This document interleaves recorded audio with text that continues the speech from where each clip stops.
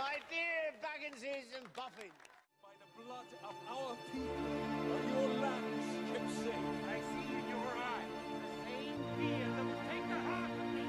So do all who live to see such times. My all that you hold dear. This good earth. There's some good in this world, and it's worth fighting.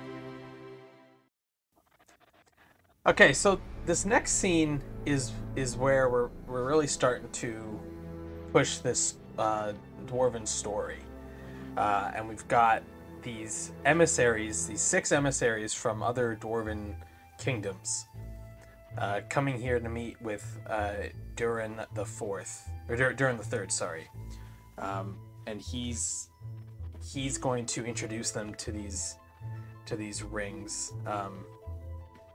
I thought it was kind of fun how, I mean, I'll say I really like this actor delivering these lines. I think they're really fun.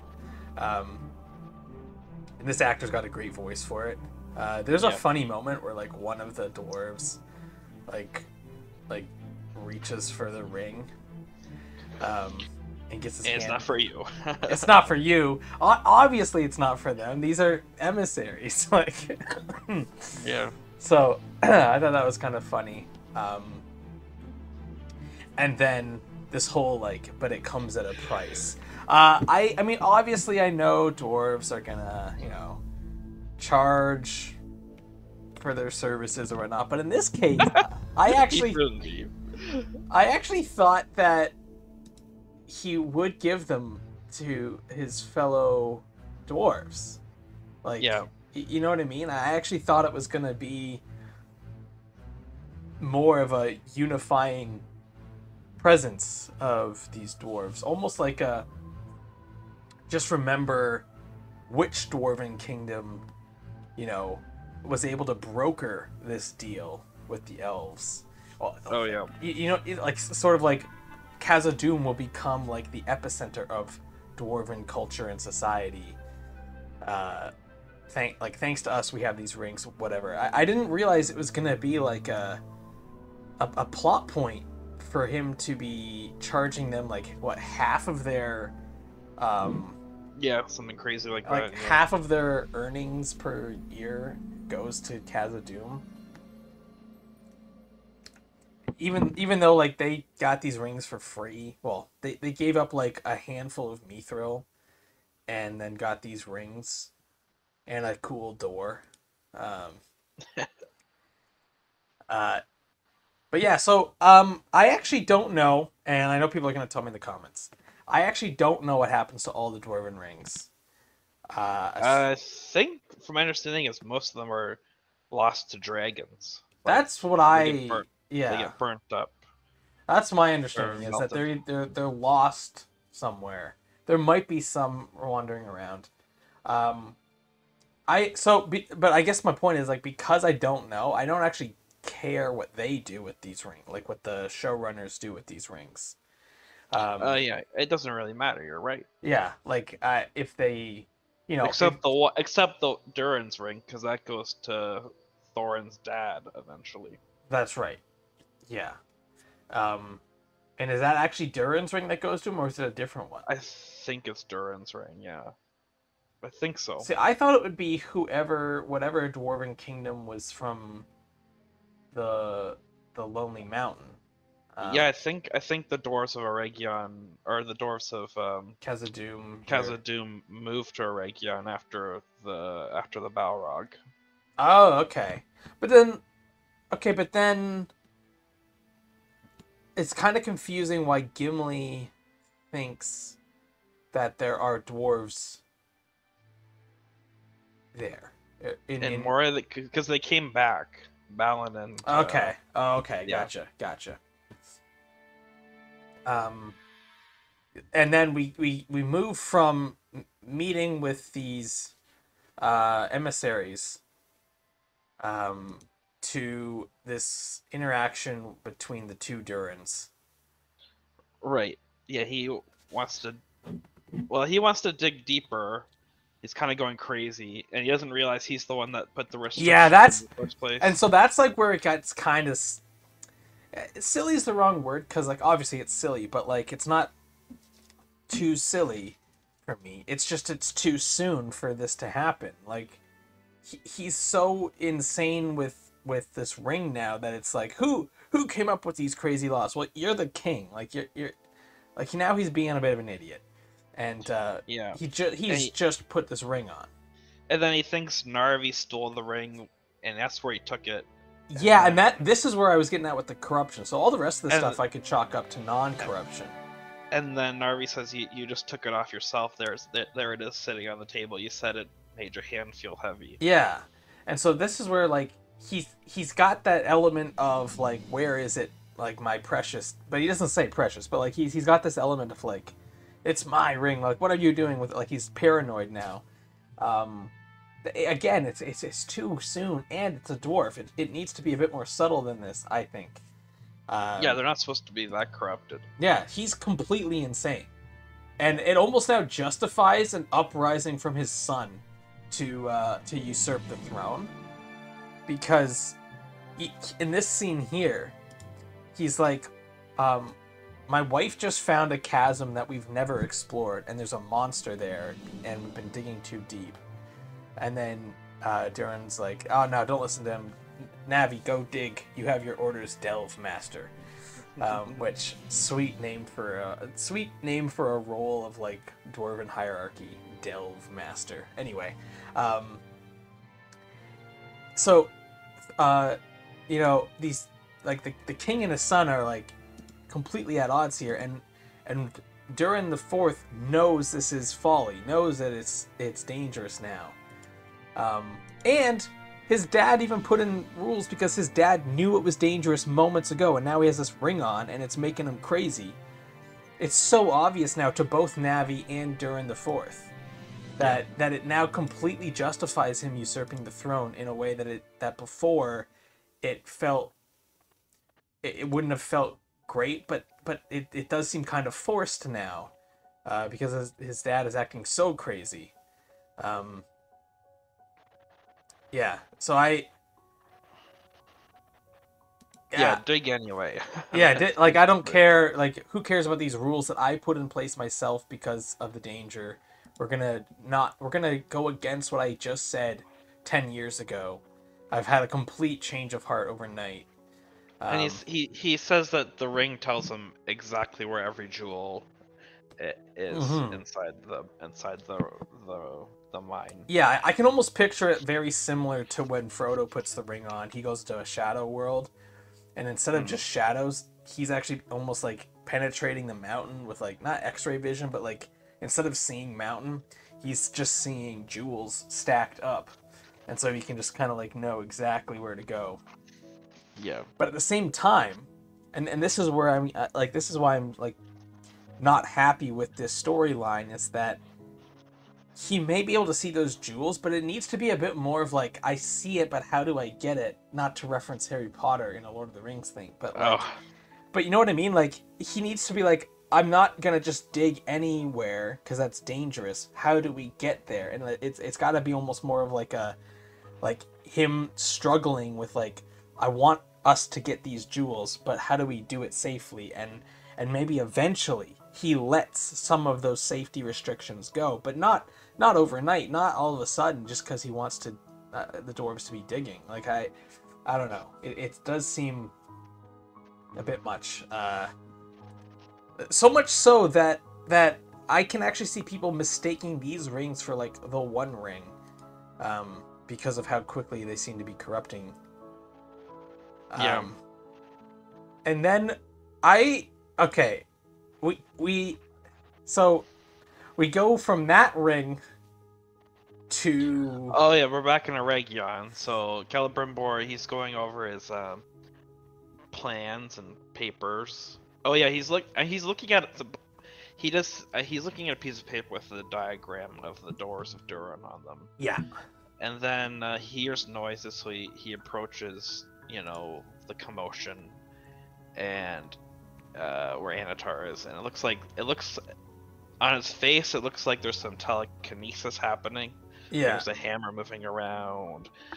So now there's kind of chaos in the workshop. Flames are flying from the furnace, and there's anvils falling out of the sky. Yeah, kind of like Looney Tunes ish, but it's very it does have an element of that. You're right. So it turns out the ring had made is Merdania? What's her name? It's not Miranda. I know it's not. I know it's not Miranda. Merdania? It's Merdana? Merdania, yeah, Merdania, yeah, something like that. Merdania. Yeah, So it makes Merdania invisible. So that's like what the One Ring does. Yep. So she speaks of an experience that sounds like the unseen world to me, and it sounds like she's describing some demon in the room with them, and it sounds like she saw Anatar as Sauron. Yeah. In his like scary form, that is his non-fair form. Yeah, and now these are the kind of scenes, like obviously not this scene in particular, but a scene like this between just her and Celebrimbor, where they question what they're doing, and she could even say like, "I saw something. It's among us," or something like that. Yeah. Like, and then have Celebrimbor be like, "Yes, that's maybe what Anatar just looks like in a corrupted." I don't know, like have him justify it in some way, but instead we don't really get those one-on-ones. We just get this scene here where Anatar is there to, step in and smooth things over instantly. Oh yeah, he's like, "You're okay now. You're okay now." And I didn't intend for any of us to see that. See that shadow world or whatever he says, and yeah, and Celebrimbor asks what they did differently, and so she said, "Well, Anatar shared your concern that that the ring would corrupt men more easily, so we decided to add more mithril to the alloy." And that's where Celebrimbor says, "No, that won't work." And he begins to offer a solution, but he kind of catches himself because he said he wouldn't help. Yeah. I love this line though from Anatar. "If you would offer this one single word of counsel, then many hours of toil will we will avoid many hours of toil." Something to that effect. I think that's kind of a fun line. Very, very elegant and very like, you're such a great forge master that if you could just offer one helpful hint, we would, make these rings beautiful. And you can see how that would get to Celebrimbor. Yeah, so then he begins to share, but then he's cut off with like news that Durin the Fourth has arrived. Then Celebrimbor tells the messenger to tell Durin the Fourth to wait. Yeah. But it's urgent, it's about the rings. So then Anatar wants to go see Durin to see what he wants, but then Celebrimbor says, No, I'll go. Yeah. So now we have Durin and Celebrimbor. And Durin the Fourth says his father's gotten greedy, and he won't share the rings with the other lords unless they give him half of what they mine. And he asks Celebrimbor if the ring could be the problem. Celebrimbor says no, it's the exact same as the elven rings. Then Durin the Fourth suggests it could have something to do with Anatar being involved in the process. Mm-hmm. And then you can see kind of Anatar in the tower.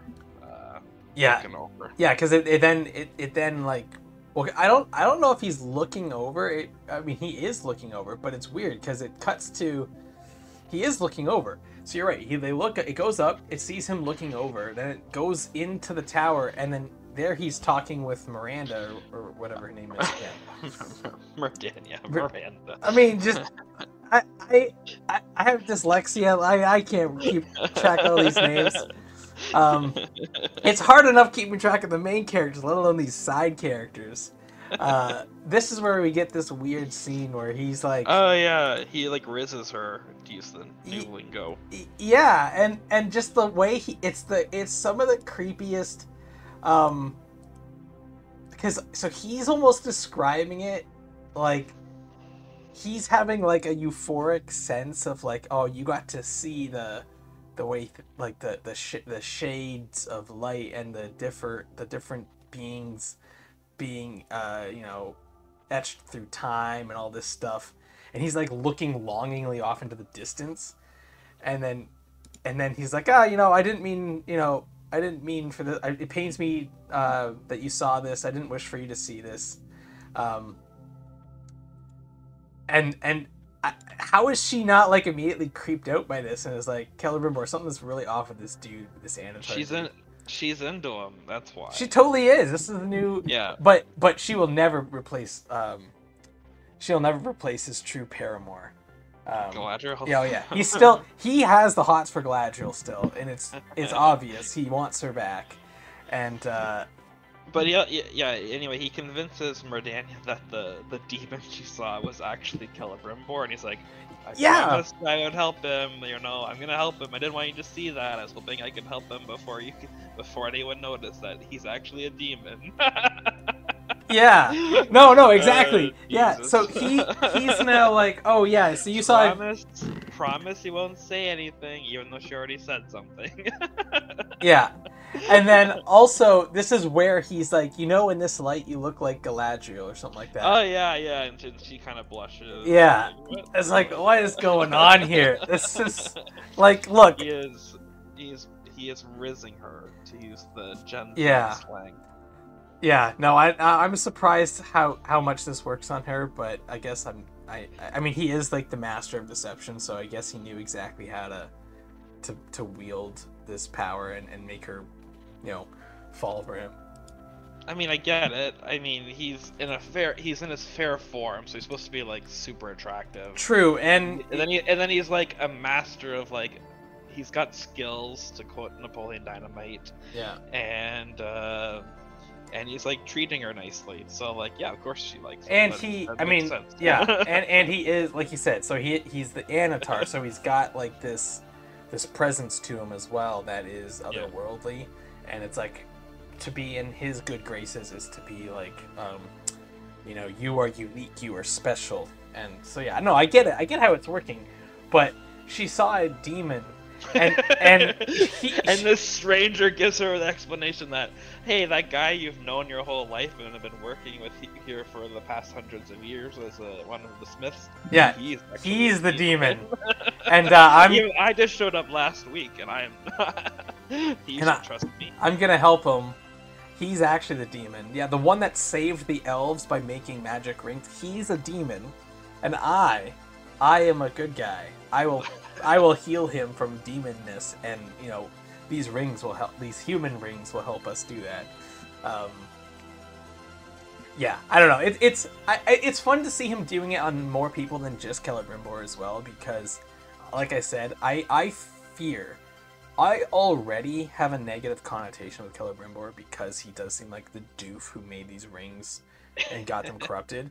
And then this show is speeding through it, and it's not giving him enough time to like push back. And so while they are having moments where he's like hesitant, it doesn't really make a ton of sense sometimes. So it's nice to see it be effective on other people, and it also makes it so that Galadriel stands out as someone who it didn't affect as much. I know she brought him in, but it wasn't like she did anything against what she already wanted to do, whereas Celebrimbor and his assistants now are being told things that go completely against their belief structure, and they're still doing it. They're being tricked into doing it. So Galadriel seems to at least have some ability to not be tricked as much, but she still is. There's still a worry that she might be if she comes into contact with them again in the future. So yeah, I do like that. I just wish it was a bit they drew it out a little bit more, and then we jump to what might be my least favorite scene of this episode here. The shrine or whatever. Yeah. So this is some sort of water tomb, it seems, which makes sense. They're on Numenor. They might, if they don't have bodies to bury, maybe they do this water ritual. Yeah. So let them deal with other people who are, they call them the faithful, the ones that kind of still like the elf stuff. Mm-hmm. And it looks. Is this the same place where the king's funeral was? It kind of looks like it, but a little smaller, I think. Yeah, I think this might be a smaller version of it, or just like a different, similar aesthetic, but just a different location. So they're lighting candles and they're setting them out to sea in seashells that are, they're placed in the water like boats, and they're functioning as miniature boats with candles in them. Oh, and this is when Kemen arrives. He comes to shut it all down. He says, "Oh, this place has been condemned. We're building an aqueduct. Yeah. So you gotta tear it all down. Everyone needs to get out of here." And then they start manhandling the priest, and the priest wants his relic, so it can be. I don't know what I wrote here. Can be Proper safe. Yeah, safe. And then Elendil's like, "Give it here, boy." Yeah. Okay. So. All right. So, number one, I'm kind of confused by the situation here. So obviously, this Draco Malfoy guy, Kemen, he and his father and like the new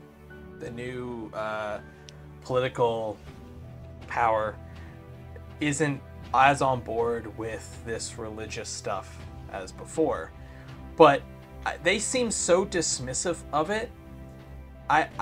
It's such a jarring, like, I just don't. Is the population now completely split? Like, half are religious now and half are not? Is that what just happened here? Because, like, I would have expected a little bit more adherence to, like, some sort of tradition where it's like, yeah, we might not be like fully religious ourselves, but we're gonna respect. Yeah, save you can't just tear it down and build a new aqueduct, you know. Yeah, like, that doesn't make sense to me. At least preserve the facade, you know. Right. Like, I'm not saying I want this show to be Game of Thrones, but this is where, like, if Game of Thrones did this, people would start saying, like, this doesn't make sense because the people would rebel. Like, that's, like, right now, they're basically saying, like, anyone who believes in this religion, you're an idiot. You know, we'll just tear down whichever monuments we want to build whatever, because we don't believe in it. And so half the people will feel disrespected. Like, now that, I mean, there's historical precedents though. Like this did happen when Christianity overthrew the pagans. You're right. They would do shit like that. They'd go into these temples and be like, they would knock over these shrines and be like, "Well, if your God's so powerful, how come?" No, you're right. You're right. It's happened multiple times. Hey, why didn't your God shoot a lightning bolt at me? Yeah. So they would do stuff like that. They would just go in and start smashing stuff and be like, "Hey, your God's so strong." No, you're absolutely Why am I right. not being struck down right now? Yeah, and it's happened other times since then. Like, there's been a lot of religious wars throughout all of Europe and the Mediterranean, but my question is, like, that wasn't established for me, other than the Palantir being of elven design. I didn't really understand that this of laying your fellow Numenor to rest in the water was also elvish practice. Like, I just assumed this was the religion of Numenor. So it was very jarring for me to see, like, this happening, and I just felt like it wasn't fully established that this was even on the table. I just didn't think that this was even... Because part of what happened when the king was... When Pharazôn was crowned king was they were doing this religious thing initially, and no one seemed to care. Like, that wasn't... Yeah. You know what I mean? Like, it wasn't elvish for, like, the priest to be crowning the queen. And now, all of a sudden, now, you know, we don't respect the religion, the religious tradition of this place. So, I don't know. I'm fine with it happening. It's just, I wasn't... Like, there was nothing else to, like, go along with it that made me think this was happening. Yeah. And then the way they do it, like you said, literally what they're doing is exactly what you just talked about, where it's so antagonistic towards the religion, as if it is an evil, like, you know, you're an idiot for believing in it, and you need to get on board with the right side. So I don't know. It seemed to come out of nowhere. I think there could have been more build up here, and then obviously you get the amazing line of "Give it here, boy."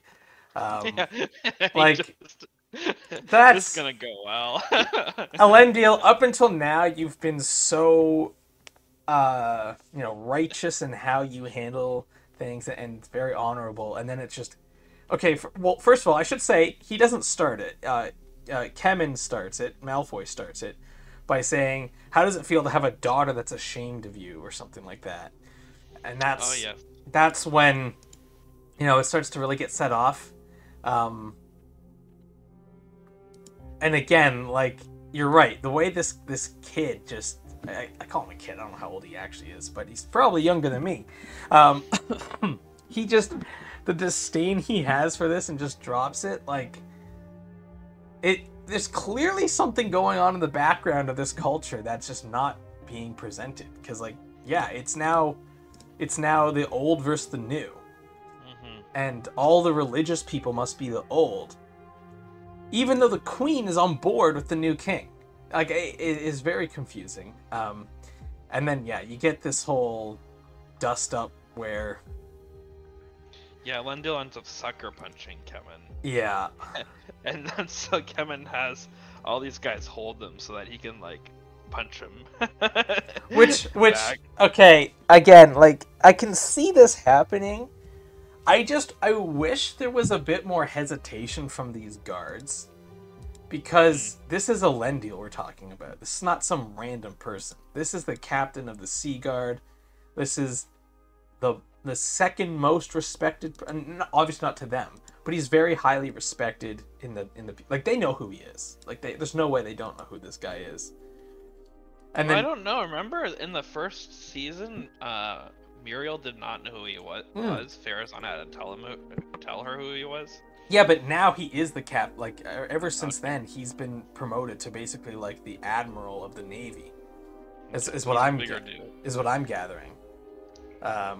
Maybe I'm wrong. That's what it seems like's happened here. Because ever since they came back, before she was overthrown, he was her right hand man. Like everything she did. So everything the queen did was through his actions and voice because she couldn't see. But you're right, maybe they don't know who he is.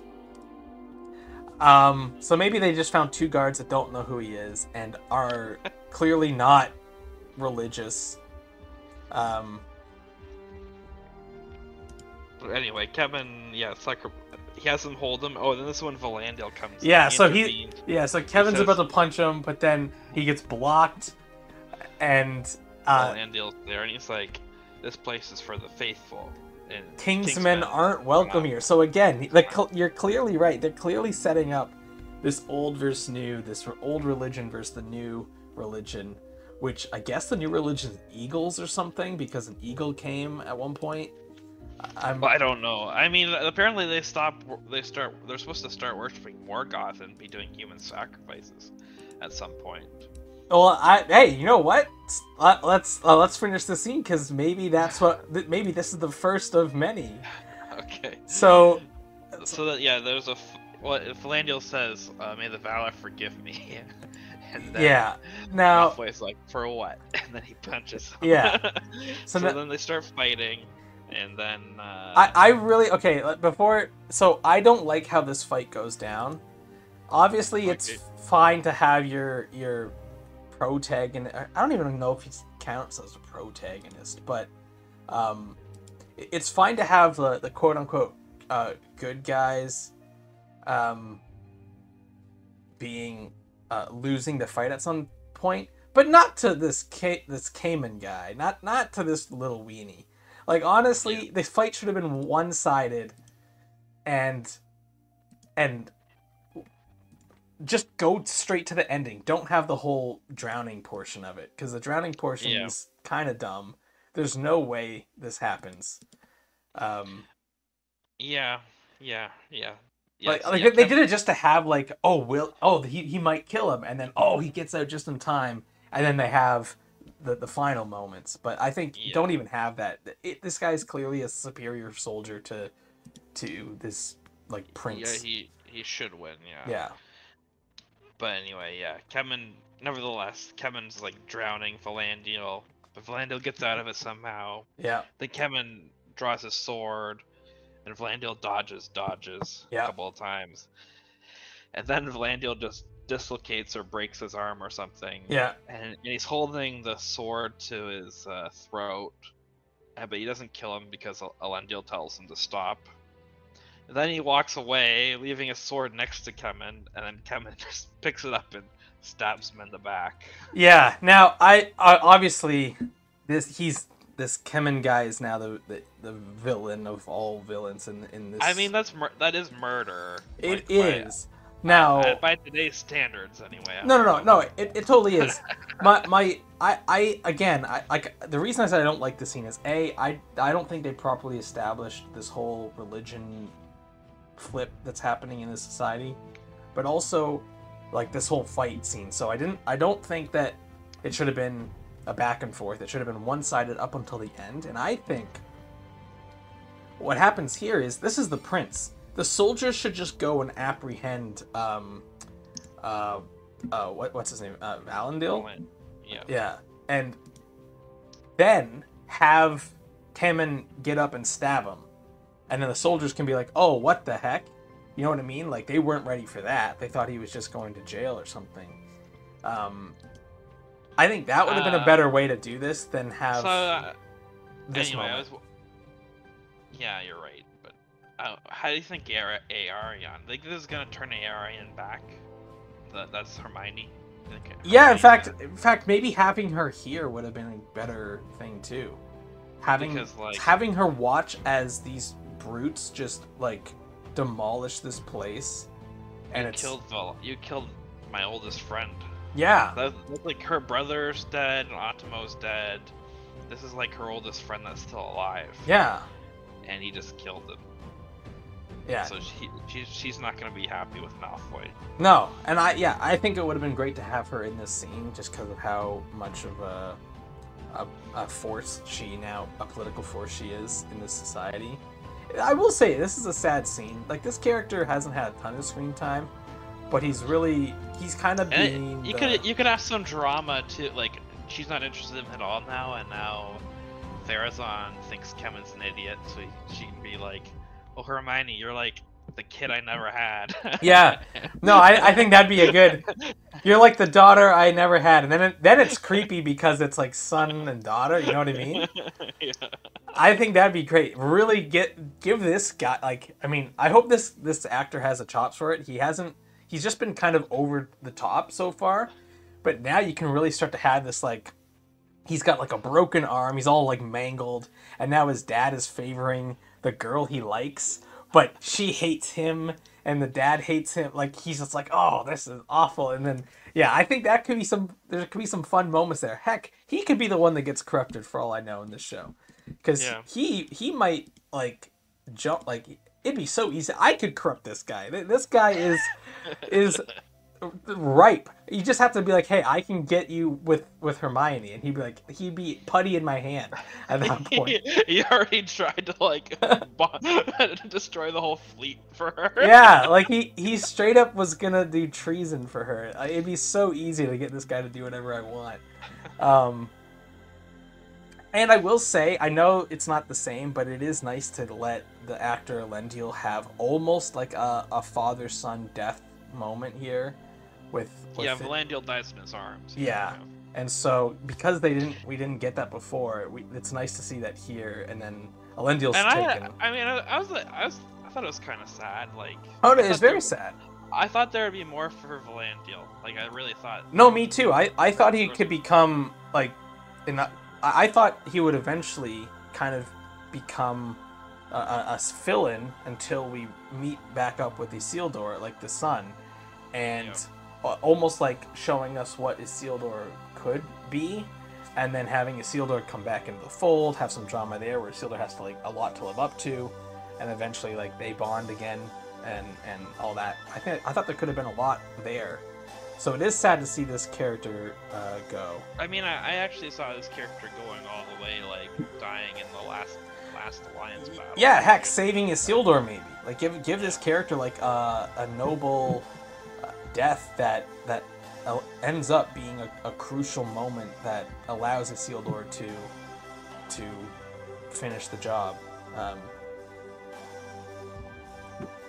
But no, he is gone. Nevertheless, he's So Isildur's childhood is gone, right? So his friends died in the first season. His friends died now. dead, yeah. His sister is completely corrupted and crazy.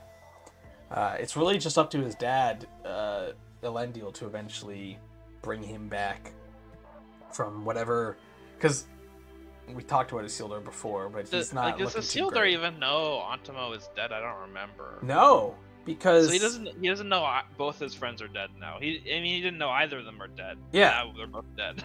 Yeah, and it's not really his fault at this point because his friend here would have died anyway, it seems. But the reason that they had to join the military is because they were originally removed from their duties in the Sea Guard due to his mess ups. Yeah. It does seem like at least this guy got back into the Sea Guard.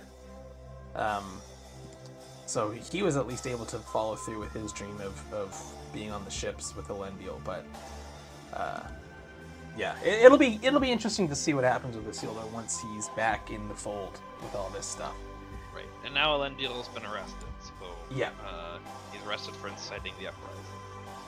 Yeah. Which again, the guards there I mean, I guess you could technically say he did do it, but the guards there all know. Give it here, boy. Well, and then punches him. Well, does that okay? What I was going for, because I don't think "Give It Here, Boy" is the inciting incident.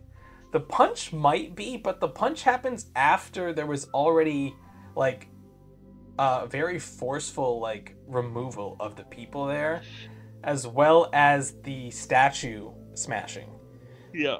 So again, like, yeah, you could argue that Elendil threw the first punch, but the people were already being kind of like It wasn't roughly. Yeah, it was incited already by Kemen. They didn't have to do it in the middle of a service. You know? Right, like it could have been a quiet affair. The aqueduct we can wait till tomorrow, okay?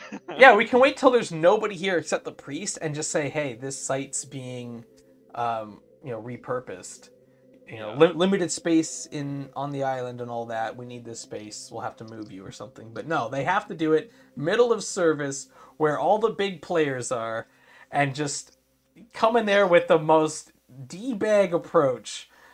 Like, obviously, there's clearly behind the scenes, politically, I mean, Numenor, where like the people who are religious are it is a split society right now, and they didn't establish that for me, and it confused me to see that scene. It really did. But we get back to our two favorite old married couple, Celebrimbor and Anatar. Yeah. So talking about the dwarf ring, Anatar suggests that. Oh yeah, so Celebrimbor. Yeah. So this. Hey, did you do anything to the ring? Mm. No, but we did. Yeah, but we What? wink at the camera did. What do you mean we did? What deceit? Or yeah, You brought deception in when Yeah. you wrote that lie to the king.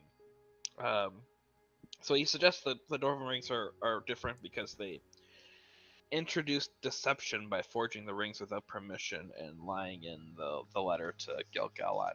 Yeah. Now, how much time has passed? Because for us, obviously, it's a show, and so not like it's been a week.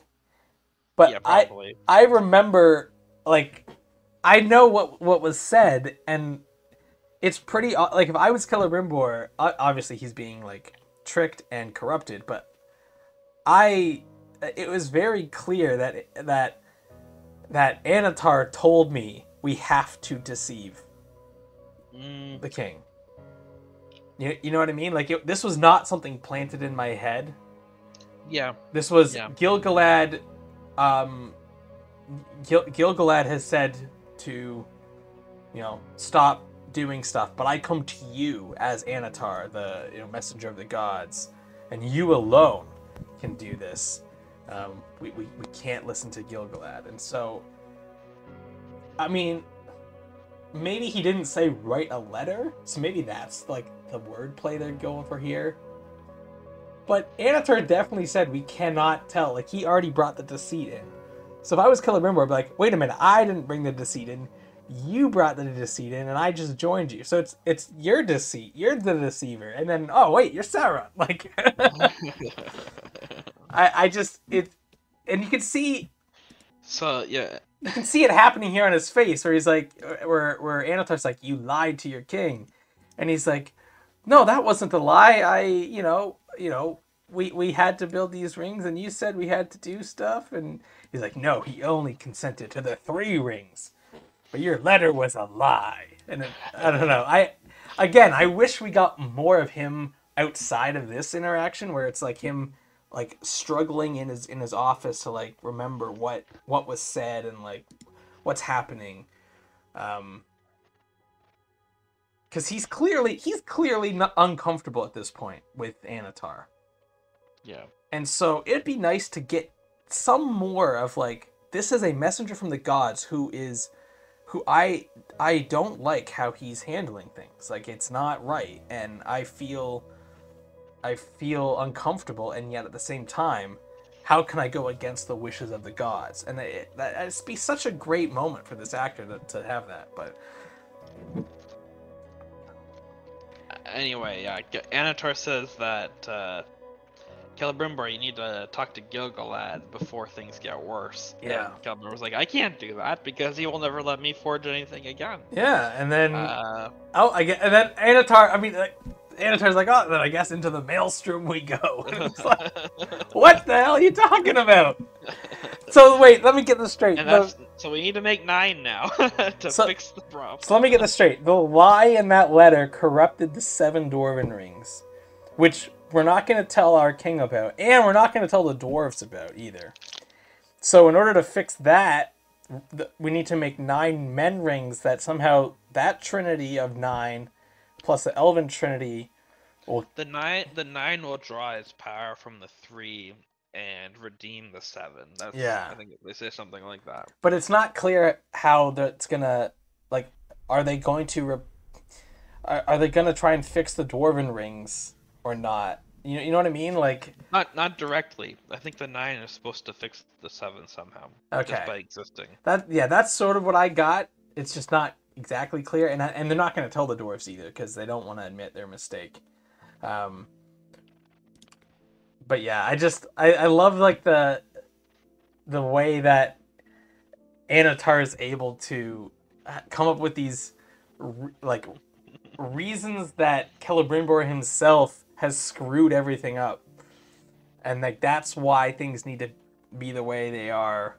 And even like telling his apprentice that he's a demon, or like has like there's an entity like possessing him or something, and he's gonna fix it.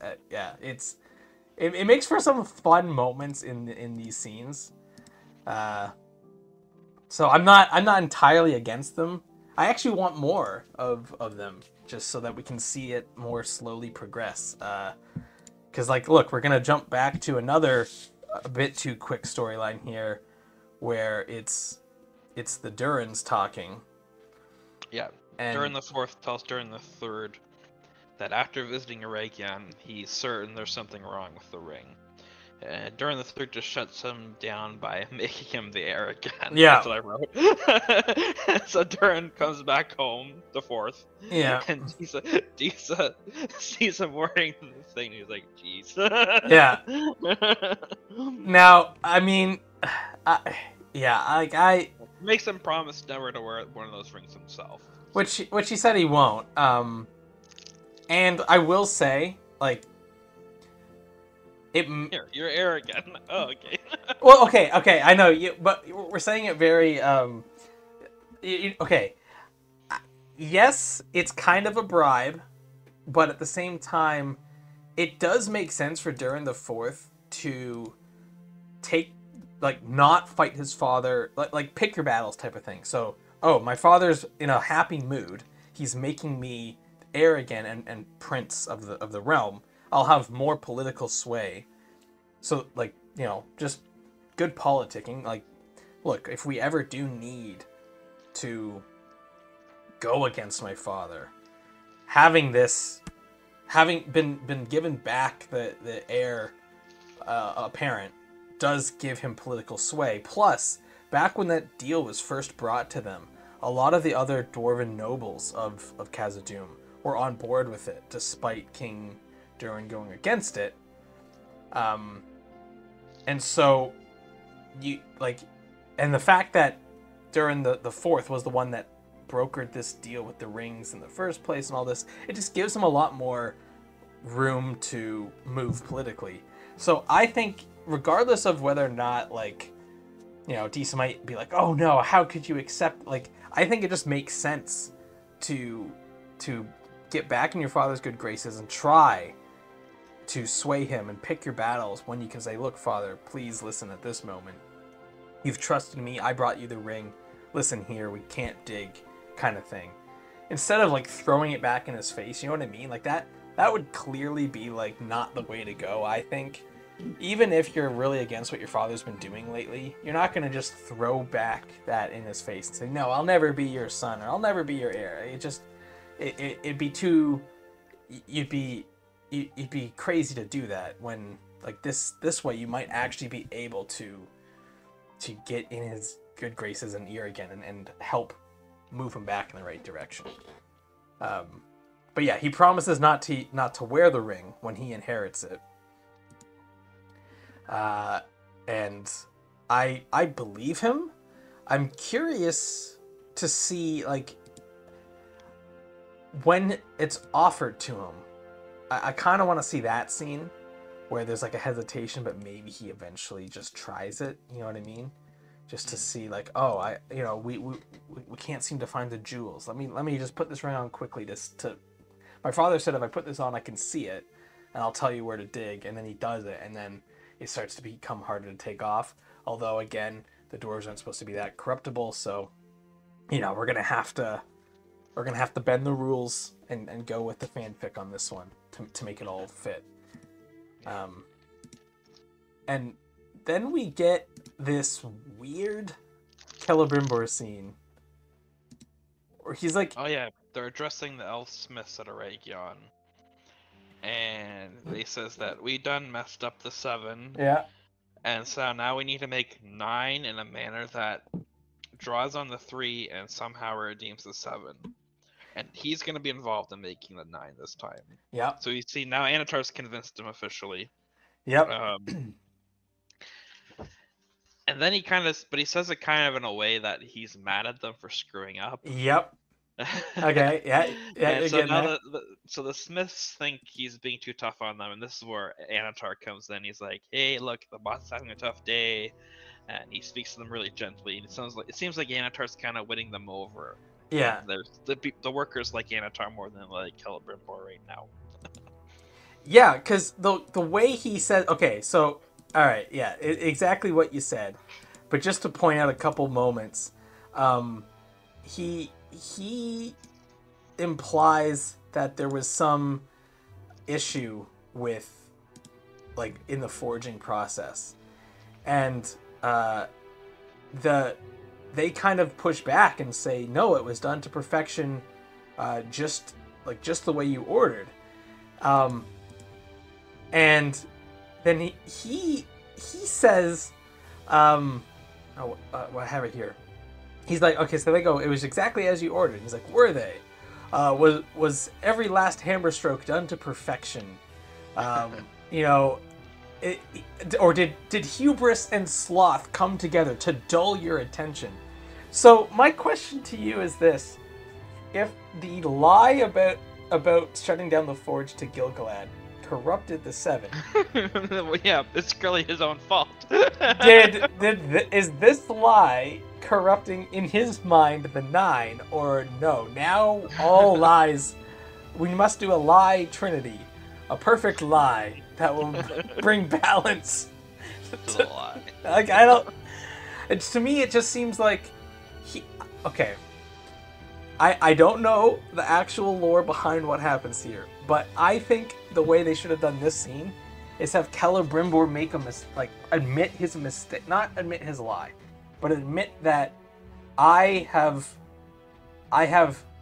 made a mistake in the 7, and the 9 will correct that, and not have this weird scene where he is sad because he thinks he screwed up. Then he yells at his staff that they screwed up. And then Anatar comes in. He's like, oh, he's being too harsh, don't worry. Like, we'll be fine. And I don't know, it just... I know they want to change Celebrimbor. I know he's being slowly manipulated and corrupted, but... we just had a scene explaining how, like, to Celebrimbor, how lies and deceit have messed up the rings, and he believes that to be true. This is, like, the weirdest way for him to go about telling his workforce that he's joining and helping make the 9 rings. I don't know, it just seems off. It's all bad vibes. Yeah. I think it needs to make a little bit more sense fully in terms of, like, this character can't possibly both agree that the 7 rings were corrupted by his lie to Gil-galad, and the 9 rings are now going to be perfect despite his lie to his own staff and his own smith assistants. So I don't know. It's off. I think they need to get these things a little bit tighter and a little bit more in line with their plot. But yeah, now everyone seems to love Anatar, despite him having bad vibes before. Mm-hmm. But I will say, this scene does have the moment I was talking about, where after yelling at all of the people in the forge, and like you pointed out, Anatar says, you know, don't worry, he was being harsh, but we'll get through this. We then follow Celebrimbor away from everyone, where he sits down and is really upset with himself. Yeah. That's what we need more of, where he's like looking at his hands and he's like, he's shaking and he's like, how could I do this? What's happening to me? Yeah, what's going on? I need more of that. That ending to that scene is great. I don't like what is being said here. But anyway, yeah. Just wanted to point that out, that he did have a moment, and I like that moment. I just wish that it was a bit more, it made a bit more sense. So I wrote, we have the orcs, they arrive at a hill overlooking a region. Yes. And then we cut to Elrond, and he's running back to Linden, tearing off his clothes so he can run faster. Yeah, what's up with that? But anyway. Then he tells Gil-galad the orcs are not in Mordor. There's a legion in Eregion. But for some reason, Gil-galad will not send aid because he's confused about Sauron's plan, and he says, I can't fight Adar and Sauron without help. Yeah, so again, I'm super confused about this. It makes a lot more sense. Like, okay, I'm trying to figure out. I play a lot of strategy games, and if I'm in this position where I have 2 large cities or controlled territories, and then there's an army in between them, and it's cutting off one from the other, that's my first priority, is to clear that path so that these cities are back in harmony, and then we can march south and deal with the threat down there. Yeah, you have enemies in your own base right now. Yeah. So why is Gil-galad hesitating? Again, he's hesitating when he was before very forward, very like, you know, here's what we're gonna do, and I'm the king. We do as I say. Now he's very like, I don't know what to do. Like, I gotta think about these things. The ring's confusing him. He's like, oh, I don't know. I was more sure before I had this ring. Now Yeah, and I have reason to believe Sauron is the architect of all this. Yeah, no shit. Like, that's exactly what's happened here. That's what Elrond's been saying the whole time. Yeah, like, obviously Sauron is behind all of this. The question is, what do we do? Step 1, there's a legion of orcs between us and Eregion. Eregion has a forge that can make magic rings. We must go there and make sure that they're not forging fraudulent rings. Like I don't understand how this is even a question. Yeah. So I'm a little bit confused there. Again, this could be a moment where you have Ceridan come in and have his own vision. And maybe it's confusing the matter, and that's why we're not going. It would make a lot more sense to have him there.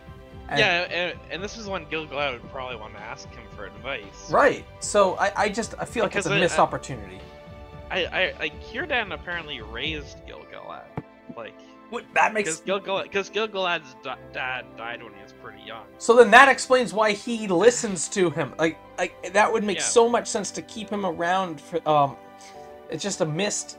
Like, why did we bring this character in? I know, like, he gets a ring and all that, but why not keep him there for those scenes? They're not even that big of scenes. You could have filmed all those in, like, 1 week or whatever, however long you had them for.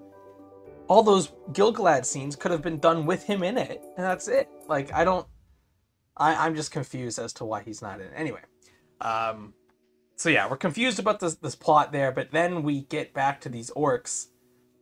And Glug opens the curtain, revealing Galadriel in a cage. Which we knew from before. And Glug's just like, I just want to go home to my wife and kid. Yeah. Okay, I'm kind of... These scenes are always weird to me because they're clearly... They clearly plan them out because it's a show. Where all these orcs are like, oh, can't wait to kill this elf and all this stuff. And then they were told not to. Yeah. And so, here's the difference. Peter Jackson does this brilliantly because he had the same situation, right? He's got 2 hobbits that are captured. What about their legs? They don't need them. Yeah. Right. And clearly there's a chain of command where the Uruk-hai are told the actual plan of bring these hobbits alive to Saruman. Like, Saruman is like, bring them to me alive, kill the others, and unspoiled. So you can't even cut their legs off. And so the Uruk-hai know this. But the other orcs that are with them, that are not in the higher up chain of command, they don't know that, and they're not even on board with it. It makes sense there. Yeah. Here, it doesn't make sense because it's not clear who's in charge, what the hierarchy is, and then Adar has to come in and like stop this murder from happening when it was already established. Don't kill her. It's a fake out that doesn't make any sense. I was never where. No, not only do I know Galadriel lives through this whole thing, but even if I didn't. I wasn't worried here because I already knew, because the movies do this all the time and it's dumb, nothing's going to happen to her because we've already said not to do it. But Peter Jackson is able to give us that moment where it's like, oh yeah, even though they were told not to do it, this guy might do it because he's crazy. That's not what's happening here. I wish they had that here. It would make a lot more sense and be a great callback, or I know it's not a real callback, but you know what I mean. Like, it would be a great reference. But instead, it's this weird moment where Adar saves Galadriel, then Galadriel pulls Glug's knife and threatens Adar. Or it's not even his knife. She pulls her hair tie, which is a spike or something like that. So Oh, really? They didn't even take her spike. Like, again, I told you to take the elf's hair tie. Then Adar says, "You're not a prisoner, but an ally, a potential ally." Yeah, and because they're gonna attack Eregion together. Yeah, for we share a common enemy. This is actually a pretty cool scene to me. Issues aside with how they introduce these 2 characters together again, but I think the better way to do it was to mirror the way Adar was with Galadriel when he was captured. I think that would be a better way if you're not going to follow our instructions for having the orcs react normally in this situation, having her already just chained or like sitting or on a chair or something and have him walk in, very similar to how she interrogated him before. I think that's the better way to do this. And then that's when he drops the bombshell that you weren't brought here as a prisoner, a potential ally, we share a common enemy. Great lines, you know, great setup, because holy crap, Galadriel and orcs working together to fight Sauron. What a crazy switcheroo that is. Yeah, I buy it. Like, it's not like the orcs don't necessarily like Sauron, right? They just don't have much choice. That's right. In their life. That's right. Yeah, like we've talked about this before, about the whole orcs being created evil, but maybe because Sauron's collapse in power, they've kind of become animalistic, and now they're still evil, but like, they still don't want to have, they want independence. They want to be independently evil. They want to be left alone. Yeah, like essentially it sounds like they'll have their own place and they'll stay there and like fight amongst each other, because that's it's my understanding that orcs like to fight. I don't know if this is true. And they could still do some raids and stuff, but they're not. Oh, sure, they're definitely going to do that. They're definitely going to do that. But my understanding was, like, the orcs, they want to do battle. They like battle. But at the same time, they don't want to be under the control of dark forces. So if they were just given Mordor to themselves, they would do that. Maybe they would raid some men's villages or whatever, but they would mostly stay amongst their own. And that's their ultimate goal. And Sauron made them and corrupted them initially, but isn't there? I think there's a dialogue in the books between two orcs, and they talk about like leaving Sauron, going out on their own, and like forming their own little raiding group, and they could be independent of Sauron. Is that orcs or is that goblins? I don't know. So, at some point, we probably need to address the whole orcs goblins situation. I think that's. I mean, I don't know. I don't know enough about that. Yeah, because I think the goblins were already established creatures, I believe, and then through some dark magic, many of them became orcs. Or something like that. I have to look it up exactly. I have the bestiary here. I'll look it up and we'll talk about it in a future episode. But yeah, I'm kind of confused. And Tolkien himself wasn't clear, I should point out.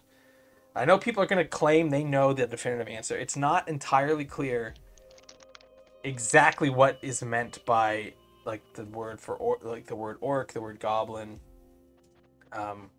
Uruk-hai are slightly different, but they're essentially just orcs that can walk in the daylight.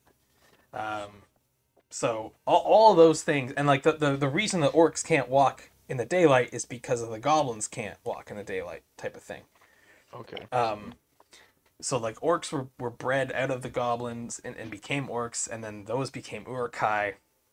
They didn't come from the ground like in the movies, but I really like that movie scene, so I'm not even gonna hate on that. I think it's a fun scene because essentially what that's supposed to convey is magic. It's not that they were from the ground. Peter Jackson could have done maybe a bit better job showing Saruman adding something to it, because my understanding is it's magic that helps make these orcs into Uruk-hai. And that's what that scene was supposed to convey in the movies. But yeah, we're getting a bit sidetracked. We're definitely going to talk about that.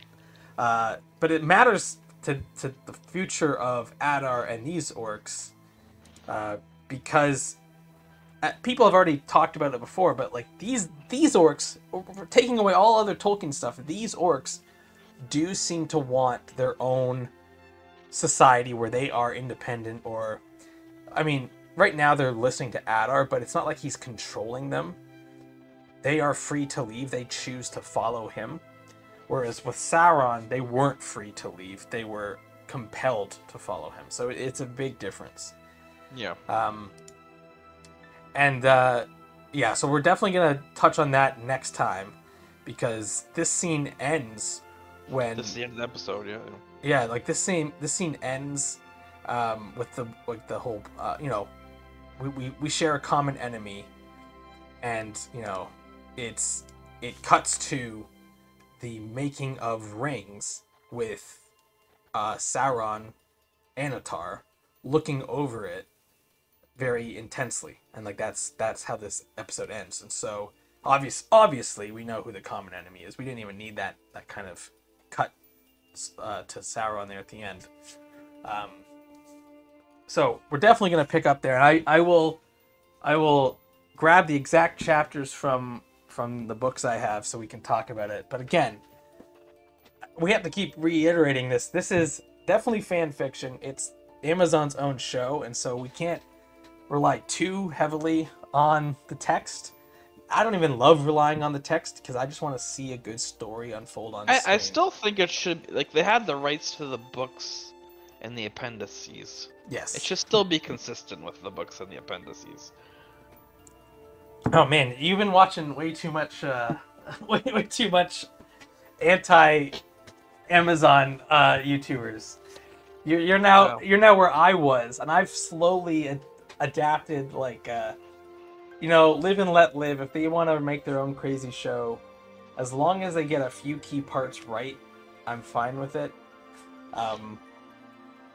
For me, I guess in my way, I want it to be more in line with Peter Jackson's movie. So even if it's not in line with the Tolkien appendix necessarily, I kind of want it to lead up. I know it's not the same creators and it's a different everything, but if I were making a show like this, I would at least try to bring it in line with established show or established movies already.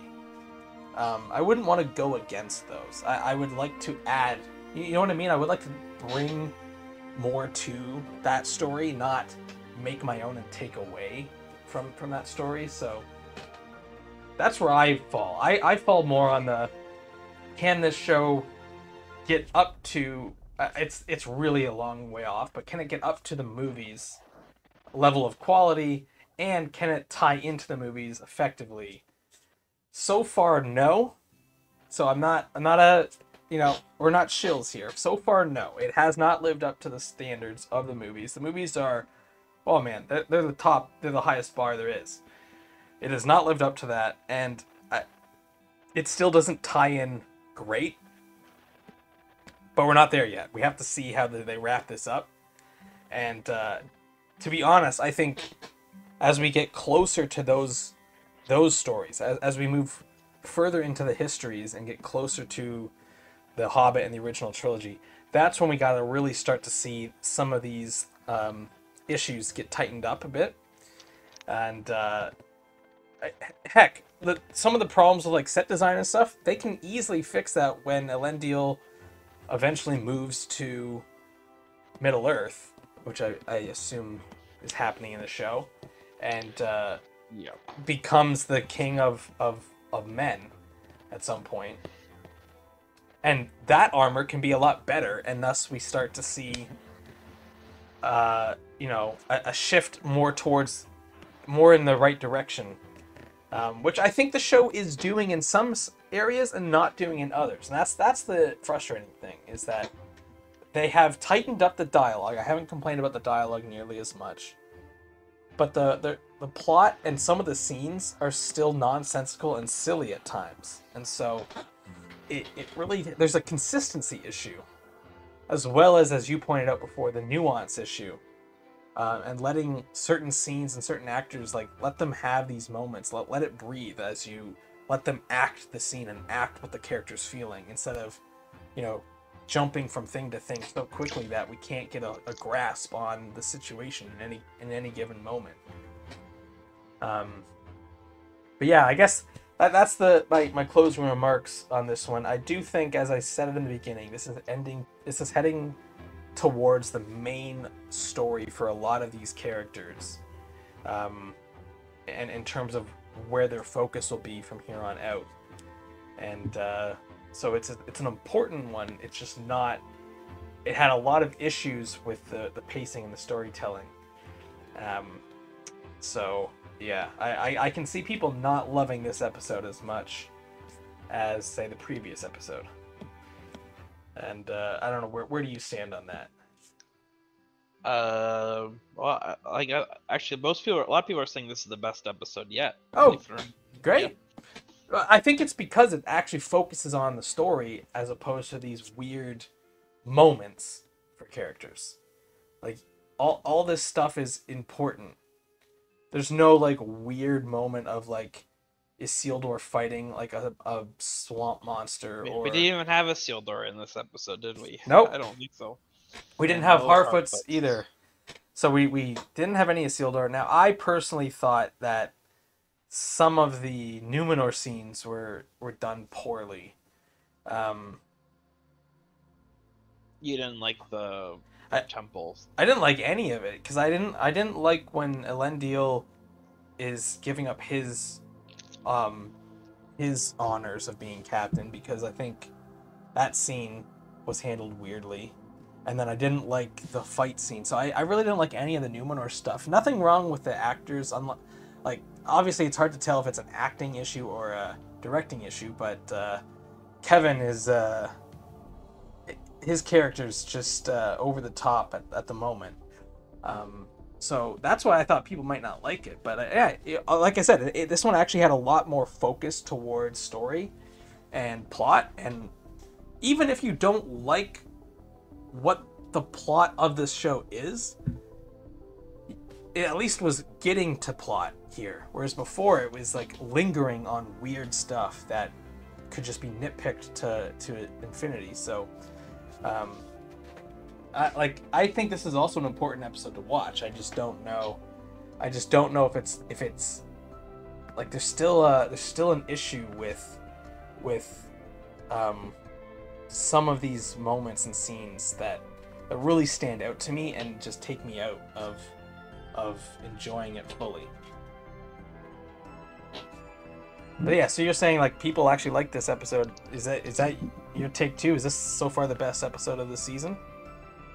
No, I don't know. I don't know if I have a favorite episode. I'm not sure. It is tough also because of the original 3-episode drop. Those ones all blend together. So really I have a 3-hour-long episode. I have a Tom Bombadil episode with an idiot Isildur. And then I have this episode. Yeah. So it's really hard because I personally think this episode has more direction. I hated more of the scenes, because in the Tom Bombadil episode, I really only hated the Isildur scene when him and Arondir are fighting the swamp monster. So this one is getting a lot more on track, and I felt that casual fans also liked this one more because it wasn't so much of like the Tom Bombadil moments. That was a lot more fan service. Not that it was bad. It was just a lot more for the fans than for the show. Here, this was all show. This was all plot. So casual fans and casual viewers are going to be a lot more There's still a lot to entertained. cover. There's still a lot to cover over there with Harfoots and. Oh no, I know. I guess we're gonna have a battle next episode too. Oh yeah, we still got that dark wizard. They to can't deal just have these orcs sitting outside of Aragion for. Or do you think they could do that? They could like not Besiege completely- Aragon? They completely ignore that and then just have an episode that's all Harfoots and Isildur. Oh man, I mean, I don't hate the Harfoots anymore, but that's a lot to do with Harfoots and Isildur. Yeah. Yeah, but hey, maybe this is a good. They're starting to get better with the cliffhangers as well, like to keep people coming back, and that's why I am surprised at the viewership decline, which we also will talk about in a future episode. Oh yeah. Yeah. But I guess that's it for this one. Let us know what you guys thought in the comments down below, and I'm excited for after this season. We're gonna look at some of these comments and react to them and respond. So that'll be good. I am looking forward to that. So until then, I'll see you guys in the next one. All right.